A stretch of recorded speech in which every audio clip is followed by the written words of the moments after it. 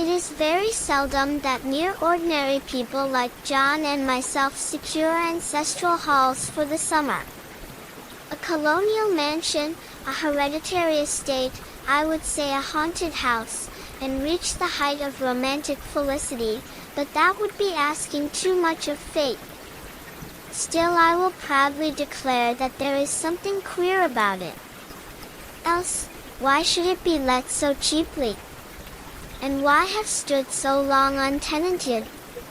John laughs at me, of course, but one expects that in marriage. John is practical in the extreme. He has no patience with faith, an intense horror of superstition, and he scoffs openly at any talk of things not to be felt and seen and put down in figures. John is a physician, and perhaps, I would not say it to a living soul, of course, but this is dead paper and a great relief to my mind. Perhaps that is one reason I do not get well faster. You see, he does not believe I am sick. And what can one do? If a physician of high standing, and one's own husband, assures friends and relatives that there is really nothing the matter with one but temporary nervous depression, a slight hysterical tendency, what is one to do? My brother is also a physician, and also of high standing, and he says the same thing. So I take phosphates or phosphites, whichever it is, and tonics, and journeys, and air, and exercise, and am absolutely forbidden to work until I am well again. Personally, I disagree with their ideas. Personally, I believe that congenial work, with excitement and change, would do me good. But what is one to do? I did write for a while in spite of them, but it does exhaust me a good deal, having to be so sly about it, or else meet with heavy opposition. It is a big, airy room, the whole floor nearly, with windows that look all ways, and air and sunshine galore. It was nursery first and then playground and gymnasium, I should judge, for the windows are barred for little children, and there are rings and things in the walls. The paint and paper look as if a boys' school had used it.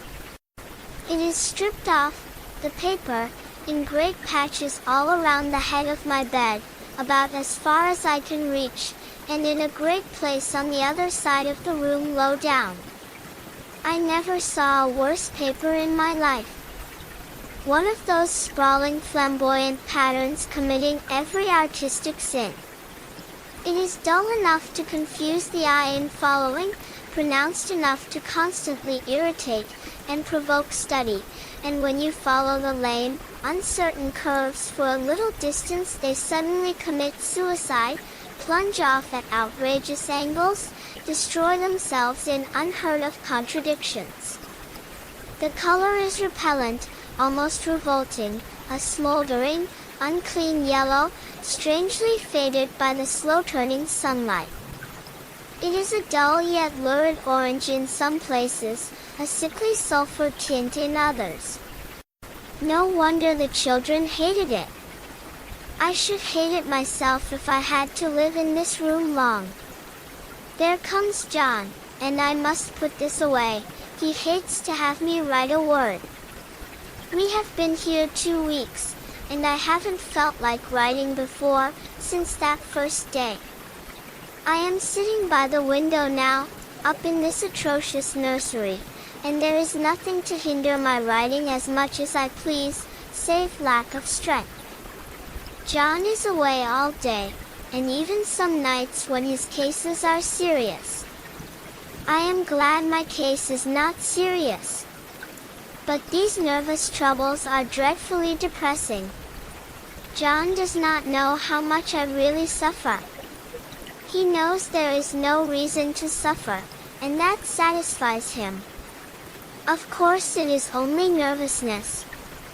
It does weigh on me so not to do my duty in any way. I meant to be such a help to John, such a real rest and comfort, and here I am a comparative burden already. Nobody would believe what an effort it is to do what little I am able, to dress and entertain, and order things. It is fortunate Mary is so good with the baby. Such a dear baby.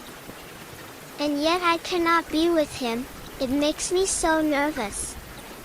I suppose John never was nervous in his life. He laughs at me so about this wallpaper. At first he meant to repaper the room, but afterwards he said that I was letting it get the better of me, and that nothing was worse for a nervous patient than to give way to such fancies. He said that after the wallpaper was changed it would be the heavy bedstead, and then the barred windows, and then that gate at the head of the stairs, and so on. You know the place is doing you good, he said, and really, dear, I don't care to renovate the house just for a 3 months rental. Then do let us go downstairs, I said, there are such pretty rooms there. Then he took me in his arms and called me a blessed little goose, and said he would go down cellar if I wished, and have it whitewashed into the bargain. But he is right enough about the beds and windows and things. It is as airy and comfortable a room as anyone need wish, and, of course, I would not be so silly as to make him uncomfortable just for a whim. I'm really getting quite fond of the big room, all but that horrid paper. Out of one window I can see the garden, those mysterious deep-shaded arbors, the riotous old-fashioned flowers, and bushes and gnarly trees. Out of another I get a lovely view of the bay and a little private wharf belonging to the estate. There is a beautiful shaded lane that runs down there from the house. I always fancy I see people walking in these numerous paths and arbors, but John has cautioned me not to give way to fancy in the least. He says that with my imaginative power and habit of story-making a nervous weakness like mine is sure to lead to all manner of excited fancies, and that I ought to use my will and good sense to check the tendency. So I try. I think sometimes that if I were only well enough to write a little it would relieve the press of ideas and rest me. But I find I get pretty tired when I try. It is so discouraging not to have any advice and companionship about my work. When I get really well, John says we will ask Cousin Henry and Julia down for a long visit, but he says he would as soon put fireworks in my pillowcase as to let me have those stimulating people about now. I wish I could get well faster. But I must not think about that. This paper looks to me as if it knew what a vicious influence it had. There is a recurrent spot where the pattern lolls like a broken neck and two bulbous eyes stare at you upside down. I get positively angry with the impertinence of it and the everlastingness. Up and down and sideways they crawl, and those absurd, unblinking eyes are everywhere. There is one place where two breadths didn't match, and the eyes go all up and down the line, one a little higher than the other. I never saw so much expression in an inanimate thing before, and we all know how much expression they have. I used to lie awake as a child and get more entertainment and terror out of blank walls and plain furniture than most children could find in a toy store. I remember what a kindly wink the knobs of our big old bureau used to have, and there was one chair that always seemed like a strong friend. I used to feel that if any of the other things looked too fierce I could always hop into that chair and be safe.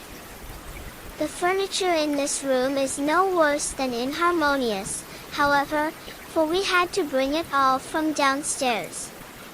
I suppose when this was used as a playroom they had to take the nursery things out, and no wonder. I never saw such ravages as the children have made here.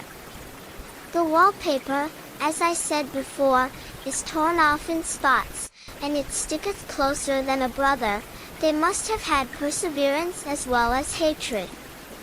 Then the floor is scratched and gouged and splintered, the plaster itself is dug out here and there, and this great heavy bed, which is all we found in the room, looks as if it had been through the wars. But I don't mind it a bit, only the paper. There comes John's sister. Such a dear girl as she is, and so careful of me.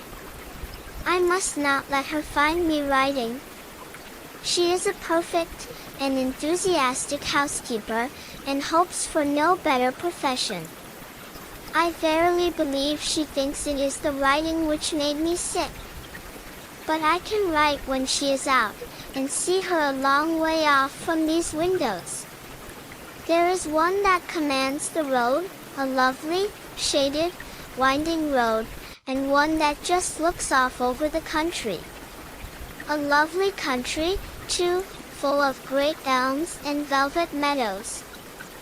This wallpaper has a kind of sub-pattern in a different shade, a particularly irritating one, for you can only see it in certain lights, and not clearly then. But in the places where it isn't faded, and where the sun is just so, I can see a strange, provoking, formless sort of figure that seems to sulk about behind that silly and conspicuous front design. There's Sister on the stairs. Well, the 4th of July is over. The people are gone and I am tired out. John thought it might do me good to see a little company, so we just had Mother and Nellie and the children down for a week. Of course I didn't do a thing. Jenny sees to everything now. But it tired me all the same. John says if I don't pick up faster he shall send me to Weir Mitchell in the fall. But I don't want to go there at all. I had a friend who was in his hands once, and she says he is just like John and my brother, only more so. Besides, it is such an undertaking to go so far. I don't feel as if it was worthwhile to turn my hand over for anything, and I'm getting dreadfully fretful and querulous. I cry at nothing, and cry most of the time. Of course I don't when John is here, or anybody else, but when I am alone. And I am alone a good deal just now. John is kept in town very often by serious cases, and Jenny is good and lets me alone when I want her to. So I walk a little in the garden or down that lovely lane, sit on the porch under the roses, and lie down up here a good deal. I'm getting really fond of the room in spite of the wallpaper. Perhaps because of the wallpaper. It dwells in my mind so. I lie here on this great immovable bed. It is nailed down, I believe, and follow that pattern about by the hour. It is as good as gymnastics, I assure you. I start, we'll say, at the bottom, down in the corner over there where it has not been touched, and I determine for the 1000th time that I will follow that pointless pattern to some sort of a conclusion. I know a little of the principle of design, and I know this thing was not arranged on any laws of radiation, or alternation, or repetition, or symmetry, or anything else that I ever heard of. It is repeated, of course, by the breadths, but not otherwise. Looked at in one way each breadth stands alone, the bloated curves and flourishes, a kind of debased Romanesque, with delirium tremens, go waddling up and down in isolated columns of fatuity. But, on the other hand, they connect diagonally, and the sprawling outlines run off in great slanting waves of optic horror, like a lot of wallowing seaweeds in full chase. The whole thing goes horizontally, too, at least it seems so, and I exhaust myself in trying to distinguish the order of its going in that direction. They have used a horizontal breadth for a frieze, and that adds wonderfully to the confusion. There is one end of the room where it is almost intact, and there, when the cross lights fade and the low sun shines directly upon it, I can almost fancy radiation after all. The interminable grotesques seem to form around a common center and rush off in headlong plunges of equal distraction. It makes me tired to follow it. I will take a nap, I guess. I don't know why I should write this. I don't want to. I don't feel able. And I know John would think it absurd. But I must say what I feel and think in some way. It is such a relief. But the effort is getting to be greater than the relief. Half the time now I am awfully lazy, and lie down ever so much. John says I mustn't lose my strength, and has me take cod liver oil and lots of tonics and things, to say nothing of ale and wine and rare meat. Dear John. He loves me very dearly, and hates to have me sick. I tried to have a real earnest reasonable talk with him the other day, and tell him how I wish he would let me go and make a visit to Cousin Henry and Julia. But he said I wasn't able to go, nor able to stand it after I got there, and I did not make out a very good case for myself, for I was crying before I had finished. It is getting to be a great effort for me to think straight. Just this nervous weakness, I suppose. And dear John gathered me up in his arms, and just carried me upstairs and laid me on the bed, and sat by me and read to me till it tired my head. He said I was his darling and his comfort and all he had, and that I must take care of myself for his sake, and keep well. He says no one but myself can help me out of it, that I must use my will and self-control and not let any silly fancies run away with me. There's one comfort, the baby is well and happy, and does not have to occupy this nursery with the horrid wallpaper.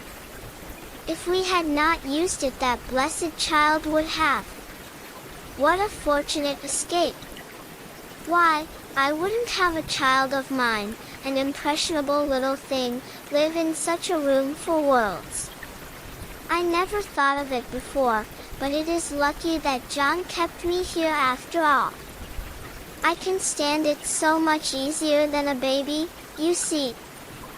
Of course I never mention it to them anymore, I am too wise, but I keep watch of it all the same. There are things in that paper that nobody knows but me, or ever will. Behind that outside pattern the dim shapes get clearer every day. It is always the same shape, only very numerous. And it is like a woman stooping down and creeping about behind that pattern. I don't like it a bit. I wonder, I begin to think, I wish John would take me away from here. It is so hard to talk with John about my case, because he is so wise, and because he loves me so. But I tried it last night. It was moonlight. The moon shines in all around, just as the sun does. I hate to see it sometimes, it creeps so slowly, and always comes in by one window or another. John was asleep and I hated to waken him, so I kept still and watched the moonlight on that undulating wallpaper till I felt creepy. The faint figure behind seemed to shake the pattern, just as if she wanted to get out. I got up softly and went to feel and see if the paper did move, and when I came back John was awake. "What is it, little girl?" he said. "Don't go walking about like that, you'll get cold." I thought it was a good time to talk, so I told him that I really was not gaining here, and that I wished he would take me away. "Why, darling," said he, "our lease will be up in 3 weeks, and I can't see how to leave before. The repairs are not done at home, and I cannot possibly leave town just now. Of course if you were in any danger I could and would, but you really are better, dear, whether you can see it or not. I am a doctor, dear, and I know. You are gaining flesh and color, your appetite is better. I feel really much easier about you. I don't weigh a bit more, said I, nor as much, and my appetite may be better in the evening, when you are here, but it is worse in the morning when you are away. Bless her little heart, said he with a big hug, she shall be as sick as she pleases.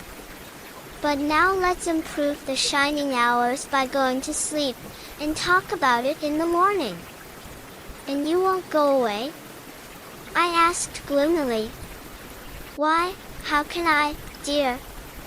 It is only 3 weeks more and then we will take a nice little trip of a few days while Jenny is getting the house ready. Really, dear, you are better. Better in body perhaps, I began, and stopped short, for he sat up straight and looked at me with such a stern, reproachful look that I could not say another word. My darling, said he, I beg of you, for my sake and for our child's sake, as well as for your own, that you will never for one instant let that idea enter your mind. There is nothing so dangerous, so fascinating, to a temperament like yours. It is a false and foolish fancy. Can you not trust me as a physician when I tell you so? So of course I said no more on that score, and we went to sleep before long. He thought I was asleep first, but I wasn't. I lay there for hours trying to decide whether that front pattern and the back pattern really did move together or separately. On a pattern like this, by daylight, there is a lack of sequence, a defiance of law, that is a constant irritant to a normal mind. The color is hideous enough, and unreliable enough, and infuriating enough, but the pattern is torturing. You think you have mastered it, but just as you get well underway in following, it turns a back somersault and there you are. It slaps you in the face, knocks you down, and tramples upon you. It is like a bad dream. The outside pattern is a florid arabesque, reminding one of a fungus. If you can imagine a toadstool in joints, an interminable string of toadstools, budding and sprouting in endless convolutions, why, that is something like it. That is, sometimes. There is one marked peculiarity about this paper, a thing nobody seems to notice but myself, and that is that it changes as the light changes. When the sun shoots in through the east window, I always watch for that first long, straight ray. It changes so quickly that I never can quite believe it. That is why I watch it always. By moonlight, the moon shines in all night when there is a moon, I wouldn't know it was the same paper. At night in any kind of light, in twilight, candlelight, lamplight, and worst of all by moonlight, it becomes bars. The outside pattern I mean, and the woman behind it is as plain as can be. I didn't realize for a long time what the thing was that showed behind, that dim sub-pattern, but now I am quite sure it is a woman. By daylight she is subdued, quiet. I fancy it is the pattern that keeps her so still. It is so puzzling. It keeps me quiet by the hour. I lie down ever so much now. John says it is good for me, and to sleep all I can. Indeed, he started the habit by making me lie down for an hour after each meal. It is a very bad habit, I am convinced, for, you see, I don't sleep. And that cultivates deceit, for I don't tell them I'm awake, oh, no. The fact is, I am getting a little afraid of John. He seems very queer sometimes, and even Jenny has an inexplicable look. It strikes me occasionally, just as a scientific hypothesis, that perhaps it is the paper. I have watched John when he did not know I was looking, and come into the room suddenly on the most innocent excuses, and I've caught him several times looking at the paper. And Jenny too. I caught Jenny with her hand on it once. She didn't know I was in the room, and when I asked her in a very quiet voice, with the most restrained manner possible, what she was doing with the paper, she turned around as if she had been caught stealing, and looked quite angry, asked me why I should frighten her so. Then she said that the paper stained everything it touched, that she had found yellow smooches on all my clothes and John's, and she wished we would be more careful. Did not that sound innocent? But I know she was studying that pattern, and I am determined that nobody shall find it out but myself. Life is very much more exciting now than it used to be. You see, I have something more to expect, to look forward to watch. I really do eat better, and am more quiet than I was. John is so pleased to see me improve. He laughed a little the other day, and said I seemed to be flourishing in spite of my wallpaper. I turned it off with a laugh. I had no intention of telling him it was because of the wallpaper. He would make fun of me. He might even want to take me away. I don't want to leave now until I have found it out. There is a week more, and I think that will be enough. I'm feeling ever so much better. I don't sleep much at night, for it is so interesting to watch developments, but I sleep a good deal in the daytime. So now she is gone, and the servants are gone, and the things are gone, and there is nothing left but that great bedstead nailed down, with the canvas mattress we found on it. We shall sleep downstairs tonight, and take the boat home tomorrow. I quite enjoy the room, now it is bare again. How those children did tear about here! This bedstead is fairly gnawed. But I must get to work. I have locked the door and thrown the key down into the front path. I don't want to go out, and I don't want to have anybody come in till John comes. I want to astonish him. I've got a rope up here that even Jenny did not find. If that woman does get out, and tries to get away, I can tie her. But I forgot I could not reach far without anything to stand on. This bed will not move. I tried to lift and push it until I was lame, and then I got so angry I bit off a little piece at one corner, but it hurt my teeth. Then I peeled off all the paper I could reach standing on the floor. It sticks horribly and the pattern just enjoys it. All those strangled heads and bulbous eyes and waddling fungus growths just shriek with derision. I am getting angry enough to do something desperate. To jump out of the window would be admirable exercise, but the bars are too strong even to try. Besides, I wouldn't do it. Of course not. I know well enough that a step like that is improper and might be misconstrued. I don't like to look out of the windows even. There are so many of those creeping women, and they creep so fast. I wonder if they all come out of that wallpaper as I did. But I am securely fastened now by my well-hidden rope. You don't get me out in the road there. I suppose I shall have to get back behind the pattern when it comes night, and that is hard.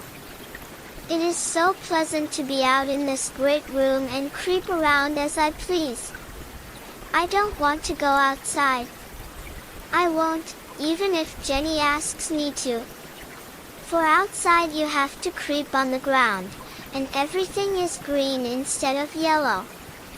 But here I can creep smoothly on the floor, and my shoulder just fits in that long smooch around the wall, so I cannot lose my way. Why, there's John at the door. It is no use, young man, you can't open it. How he does call and pound. Now he's crying for an axe. It would be a shame to break down that beautiful door. John dear, said I in the gentlest voice, the key is down by the front steps, under a plantain leaf. That silenced him for a few moments. In the daytime it is tiresome and perplexing. There are always new shoots on the fungus, and new shades of yellow all over it. I cannot keep count of them, though I have tried conscientiously. It is the strangest yellow, that wallpaper. It makes me think of all the yellow things I ever saw, not beautiful ones like buttercups, but old foul, bad yellow things. But there is something else about that paper, the smell. I noticed it the moment we came into the room, but with so much air and sun it was not bad. Now we have had a week of fog and rain, and whether the windows are open or not, the smell is here. It creeps all over the house. I find it hovering in the dining room, skulking in the parlor, hiding in the hall, lying in wait for me on the stairs. It gets into my hair. Even when I go to ride, if I turn my head suddenly and surprise it, there is that smell. Such a peculiar odor, too. I have spent hours in trying to analyze it, to find what it smelled like. It is not bad, at first, and very gentle, but quite the subtlest, most enduring odor I ever met. In this damp weather it is awful. I wake up in the night and find it hanging over me. It used to disturb me at first. I thought seriously of burning the house, to reach the smell. But now I am used to it. The only thing I can think of that it is like is the color of the paper. A yellow smell. There is a very funny mark on this wall, low down, near the mopboard. A streak that runs round the room. It goes behind every piece of furniture, except the bed, a long, straight, even smooch, as if it had been rubbed over and over. I wonder how it was done and who did it, and what they did it for. Round and round and round, round and round and round, it makes me dizzy. I really have discovered something at last. Through watching so much at night, when it changes so, I have finally found out. The front pattern does move, and no wonder. The woman behind shakes it. Sometimes I think there are a great many women behind, and sometimes only one, and she crawls around fast, and her crawling shakes it all over. Then in the very bright spots she keeps still, and in the very shady spots she just takes hold of the bars and shakes them hard. And she is all the time trying to climb through. But nobody could climb through that pattern, it strangles so. I think that is why it has so many heads. They get through, and then the pattern strangles them off and turns them upside down, and makes their eyes white. If those heads were covered or taken off it would not be half so bad. I think that woman gets out in the daytime. And I'll tell you why, privately, I've seen her. I can see her out of every one of my windows. It is the same woman, I know, for she is always creeping, and most women do not creep by daylight. I see her on that long shaded lane, creeping up and down. I see her in those dark gray arbors, creeping all around the garden. I see her on that long road under the trees, creeping along, and when a carriage comes she hides under the blackberry vines. I don't blame her a bit. It must be very humiliating to be caught creeping by daylight. I always lock the door when I creep by daylight. I can't do it at night, for I know John would suspect something at once. And John is so queer now, that I don't want to irritate him. I wish he would take another room. Besides, I don't want anybody to get that woman out at night but myself. I often wonder if I could see her out of all the windows at once. But, turn as fast as I can only see out of one at one time. And though I always see her, she may be able to creep faster than I can turn. I have watched her sometimes away off in the open country, creeping as fast as a cloud shadow in a high wind. If only that top pattern could be gotten off from the under one. I mean to try it, little by little. I have found out another funny thing, but I shan't tell it this time. It does not do to trust people too much. There are only 2 more days to get this paper off, and I believe John is beginning to notice. I don't like the look in his eyes. And I heard him ask Jenny a lot of professional questions about me. She had a very good report to give. She said I slept a good deal in the daytime. John knows I don't sleep very well at night, for all I'm so quiet. He asked me all sorts of questions, too, and pretended to be very loving and kind. As if I couldn't see through him. Still, I don't wonder he acts so, sleeping under this paper for 3 months. It only interests me, but I feel sure John and Jenny are secretly affected by it. Hurrah! This is the last day, but it is enough. John is to stay in town overnight, and won't be out until this evening. Jenny wanted to sleep with me, the sly thing. But I told her I should undoubtedly rest better for a night all alone. That was clever, for really I wasn't alone a bit. As soon as it was moonlight, and that poor thing began to crawl and shake the pattern, I got up and ran to help her. I pulled and she shook, I shook and she pulled, and before morning we had peeled off yards of that paper. A strip about as high as my head and half around the room. And then when the sun came and that awful pattern began to laugh at me, I declared I would finish it today. We go away tomorrow, and they are moving all my furniture down again to leave things as they were before. Jenny looked at the wall in amazement, but I told her merrily that I did it out of pure spite at the vicious thing. She laughed and said she wouldn't mind doing it herself, but I must not get tired. How she betrayed herself that time! But I am here, and no person touches this paper but me, not alive. She tried to get me out of the room, it was too patent. But I said it was so quiet and empty and clean now that I believed I would lie down again and sleep all I could, and not to wake me even for dinner, I would call when I woke.